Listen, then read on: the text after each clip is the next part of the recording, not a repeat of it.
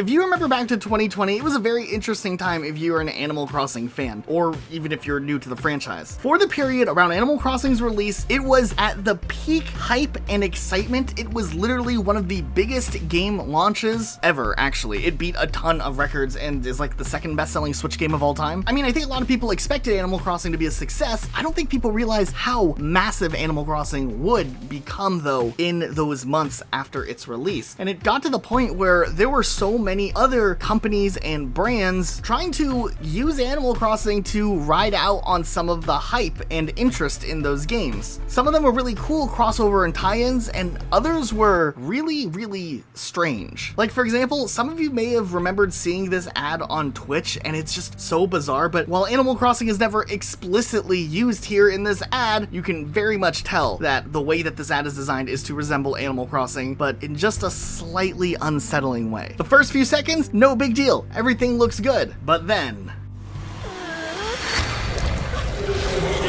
Just calm down. Everything's cozy in Cozy Town. What is going on here? What am I watching? I can already tell this isn't gonna end well. Okay, honestly, if this was like an advertisement for a new horror game in the style of Animal Crossing, this would be amazing marketing. Actually, a really cool concept for a game that could be done well. I think some people have maybe tried that before, but not to this extent where graphically it looks this good. Wait, this is an anti-smoking ad? Okay, yeah, absolutely, you shouldn't smoke. But did they have to drag Animal Crossing into this and make something that's gonna destroy people's childhood and cause nightmares? Okay, maybe it is actually really clever. I maybe actually really like this one. But still, wherever you stand on this, we agree. This is wild content. Also, 2020 was an interesting time if you remember back to the beginning of the pandemic. Looking back all these years later, though, it is really interesting just to think how wild things had gotten. I mean, there were squirt gun baptisms, people wearing all types of stuff to go grocery shopping, and people worried that toilet paper was going to run out. So what happens next? T-Pain plays Animal Crossing, posts some hilarious things about Animal Crossing, does a song about Animal Crossing, and then Cottonelle brand decides to team up with T-Pain to promote their Animal Crossing marketing campaign,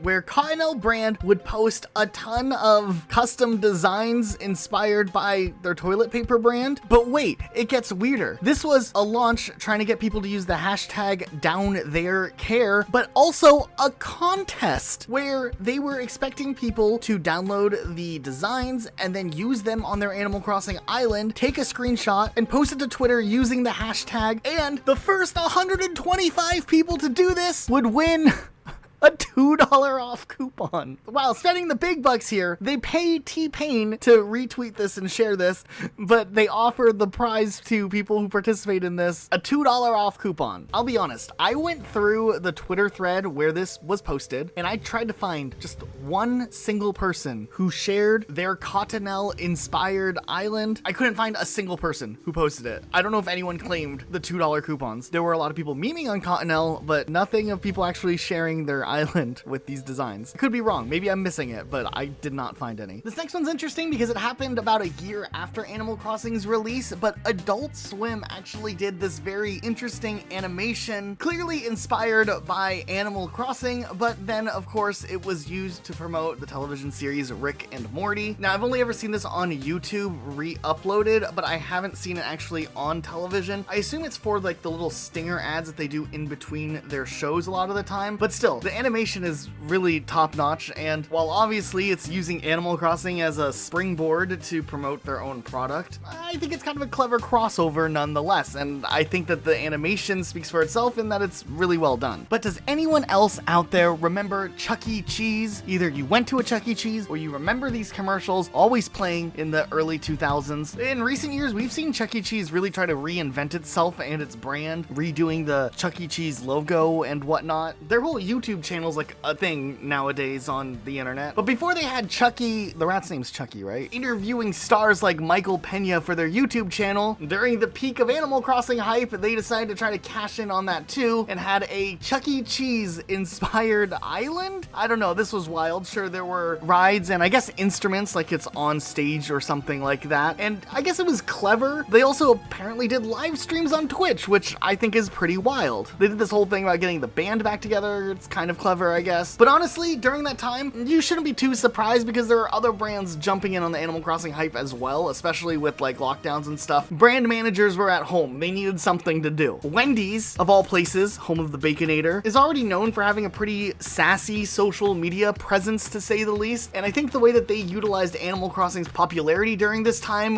was at the very least almost on brand for the type of stuff that Wendy's did on social media already. They made their own island that people could come and check out and were posting screenshots of it. They had their character look like Wendy from the logo. Their island was named Spicy Nug. Even on their passport, they had that they were born on November 15th, which is the same date that the Wendy's franchise was originally founded. They also did a series of streams on Twitch, something that Wendy's was already known for doing at this point. I don't know. Animal Crossing hype at its peak was just a completely different world than what we're living in nowadays, and I kind of sometimes want to go back. For the promotion of the film Free Guy, the movie that stars Ryan Reynolds and he's like in a video game world, they actually did a ton of posters to promote this film that were very heavily inspired by other video game franchises, and these were all really clever and interesting ways to pay homage to these game franchises. But Animal Crossing, of course, got its own poster with the Free Guy characters taking on the appearance of Animal Crossing, and it's pretty clever. They're obviously playing a parody on the New Horizons box art cover, but hey, they at least included Animal Crossing, and it's finally getting a little bit of the attention it deserves, I think. Second best selling Switch game, and people still don't realize how huge that actually is. So thank you, Free Guy, for including Animal Crossing amongst the list of other legendary game series. You guys all know about the furniture chain Ikea? You know, the places that have like the meatballs that you can eat or something? Well, on their Taiwanese Facebook page, they did a big crossover post for Animal Crossing. I think in general, they were just like advertising pages of a catalog, but they also decided to recreate some of the aesthetics, but in Animal Crossing, and make a side-by-side catalog post of Animal Crossing with the real catalog, just to draw some attention on something that's very popular already. They obviously played into the Animal Crossing excitement and whatnot, and I think that this was really cool. They weren't overdoing it, but they also were kind of just doing something fun. I'm not too sure if this actually worked in the form of selling more Ikea furniture in Taiwan, but I do have to say, the few little ad pictures they did were pretty cool. Now listen, if you're an NFL fan, hang on for a second. If you know nothing about American football or care nothing about American football, whenever the conversation of football comes up, just tell whoever you're talking to that the Detroit Lions are objectively the best team. I'm not even a fan of the Detroit Lions. I just think that this would be a really funny argument to make against someone who's like really passionate about football. I have to say, they crushed it when it came to their crossover with Animal Crossing. In order to post their 2020 schedule on who they were going to be playing, they put together this video in Animal Crossing, and it's actually really clever. They go week by week memeing about how they're going to win each game, like how they are going to bury the Bears. They're just like hitting Green Bay with these nets. In week 6 for the Jacksonville Jaguars, they had this thing where one person says, "Hey, you cool cats and kittens," and the other person says, "Straight Baskin like Carol." They even replaced Tom Nook's dialogue to say that football is coming. I don't know, this is just a really clever post in a game that you wouldn't think would be used to advertise Animal Crossing of all things. I mean, you'd think they'd use a game like Madden. No.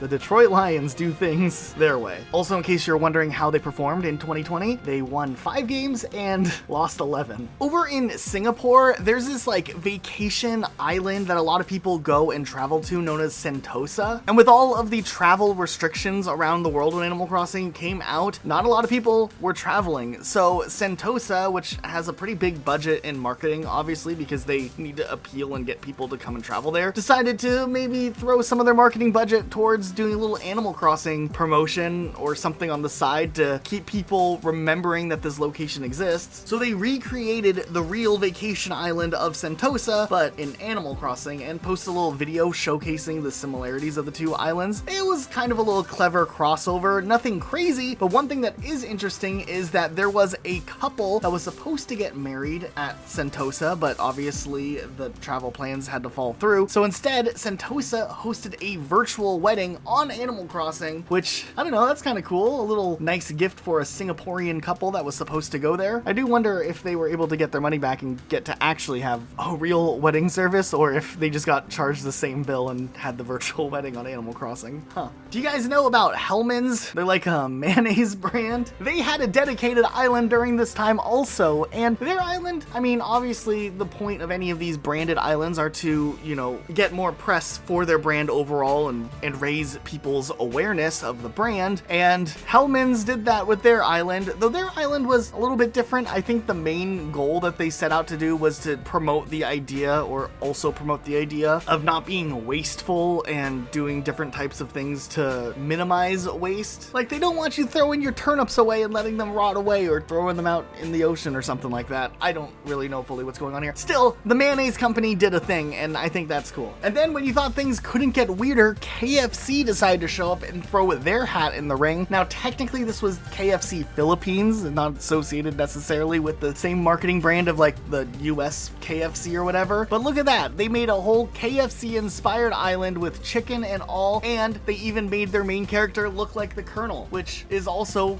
really clever, I think. Listen, it was goofy, but it was also really funny. Like, you could get your photo shoot in front of like some KFC signs, and they had some food on display. This was like the early days of Animal Crossing too, so a lot of these islands that were used in branded content were still very basic, but still, they, you know, did what they could and did some custom stuff and threw some things out there that does look pretty great. I mean, look at this. There's even buckets of chicken on the KFC island. What more could you possibly ask for? Okay, then there was a brand that was pretty unexpected, especially since it's a game like Animal Crossing, which obviously already has you in a cycle of endless debt. Like, that's kind of one of the low-key commentaries that are in every Animal Crossing game. So when a bank decides they want to get in on the Animal Crossing action, you know people are going to be like, whoa, what is going on here? This is where Ally Bank ended up coming in, also based in Detroit, Michigan, not related to the Detroit Lions, I don't think. But instead of just doing an island, they took things a step further and hosted like a special week-long Animal Crossing event. They partnered up with a streamer known as King to show off the island before the event started. And to be fair, the island was a little bit impressive. Like, you know, there were some cool little assets that they had. But here was the big selling point. If you went to Ally Bank's island during this week-long event or whatever it was supposed to be, they would be accepting turnip sales at 1,000 bells per turnip, which is higher than any turnip selling price that you could even get from Tom Nook himself. This does bring into question how Ally Bank got that many bells on their island to begin with to be able to do this whole trading thing. I have a feeling they either modded their game or they spent real money buying bells from someone who modded their game, because those services did exist back then. People with hacked switches were selling bells on websites like eBay for real money. Nonetheless, however Ally Bank actually managed to get those bells legitimately, or more likely illegitimately, they were willing to trade turnips for the bells. And apparently, because of this high turnip price, kind of around the time where Animal Crossing was still really popular, the amount of congestion of players trying to get onto this island, as it was also being streamed at the same time, was insane, especially since in Animal Crossing, the whole slow one person at a time type thing when you're traveling to an island is very, very present. They ended up having to end this event early, and it's likely only a handful of players actually were able to get bells and trade their turnips in for the insane price that was offered here. Who knows? Maybe this was a big thing that worked in Ally Bank's favor, and they ended up getting a lot of people signing up for their banking institutions. I don't know. I feel like it was always a weirder thing to try to do this whole turnip selling thing, but it did get attention, probably because they were giving away something substantial, not a $2 Cottonelle coupon. There were some other really interesting ones that showed up too after the release of Animal Crossing. Gucci did a thing where they were giving out custom designs and, you know, just trying to promote their brand a bit. I think there were a couple of makeup brands that also did like an Animal Crossing inspired line where you could go and download their custom designs, and it was like a soft launch for something that maybe eventually would come out for real. I don't know. I did, however, find a very interesting story though from around this time where a company in Hong Kong was looking to hire an Animal Crossing player for $2,500 or so to build a special branded island for the Hong Kong food brand called Yummy House. This is interesting. You had to have like 100 hours of experience in Animal Crossing, and I don't know how the logistics would work, whether they wanted you to make a fresh island from the start or rebrand your own island into a Yummy House branded island. I have a feeling it's probably the first one. You'd have to start fresh, which